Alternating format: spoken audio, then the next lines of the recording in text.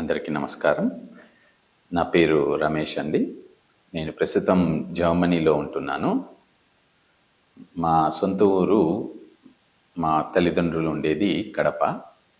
1998లో నేను మా నాన్నగారి ద్వారా ఈ ఆధ్యాత్మిక మార్గంలోకి రావడం, తద్వారా పరిపరి ఆధ్యాత్మిక మార్గాలను మా నాన్న అన్వేషిస్తూ, వారితో పాటి నేను ఆ ఆధ్యాత్మిక మార్గాల్ని ఎక్స్‌పీరియన్స్ అవ్వడము, తర్వాత ధ్యాన మార్గంలోకి రావడము. ఆ ధ్యాన మార్గంలోకి వచ్చాక ఆధ్యాత్మికము ఇంకొద్దిగా డీప్‌గా పరిచయం అవ్వడం జరిగింది. ఆ దారిలో రకరకాల మాస్టర్స్‌ని కలవడము, గురువుల్ని కలవడము, వారి నుంచి ఎంతో నేర్చుకోవడం జరిగింది. సో, అదే మార్గంలో 2025 ఈ మే మాసంలో మా కామన్ ఫ్రెండ్ అమెరికా నుంచి మాకు కాల్ చేసి, ఈ విధంగా సుమిత్రానంద మాతాజీ అనేసి ఒకరున్నారండి. తను జర్మనీకి వస్తున్నారు. ధ్యానం పైన కొద్దిగా అక్కడ జర్మనీ లొకేషన్స్‌లో రీసెర్చ్ చేస్తూ మెడిటేషన్ ఎక్స్‌పీరియన్సెస్, మౌంటైన్స్ అవన్నీ తిరిగి అక్కడ మెడిటేషన్ చేయాలనేసి వస్తున్నారు అని చెప్తే, దెన్ మేము యెస్ ఇక్కడ వచ్చి ఉండొచ్చు అనేసి మేము వెల్కమ్ చేశాము. ఆ విధంగా మాతాజీ వచ్చేసి మా ఇంట్లో ఉండడం జరిగింది ఫ్యూ డేస్.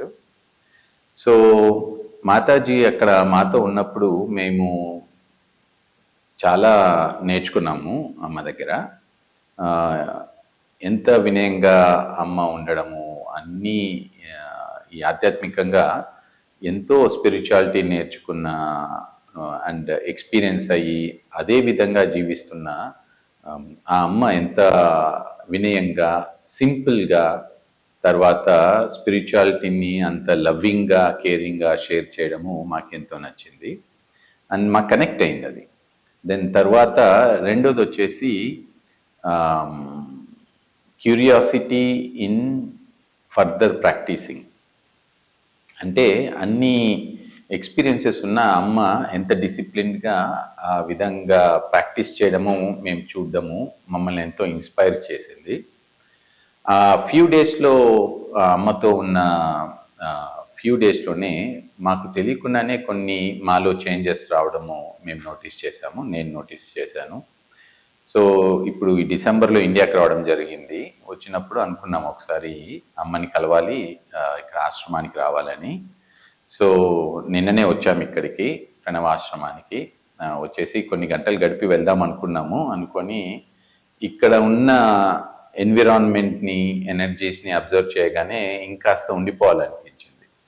సో, కొద్దిగా ఎక్స్‌టెండ్ చేసుకొని ఇక్కడ మెడిటేషన్ చేస్తూ ఉంటే చాలా డీప్‌గా ఉన్నది. ఒకటి చుట్టూ ఉన్న ప్రకృతి, ఇక్కడ ఉన్న ప్రతి వ్యక్తి, ప్రతి మనిషి, వారిలో కనెక్టెడ్‌నెస్ అన్నది క్లియర్‌గా మనకి డీప్‌గా ఎక్స్‌పీరియన్స్ అయ్యే ఛాన్స్ ఇస్తుంది.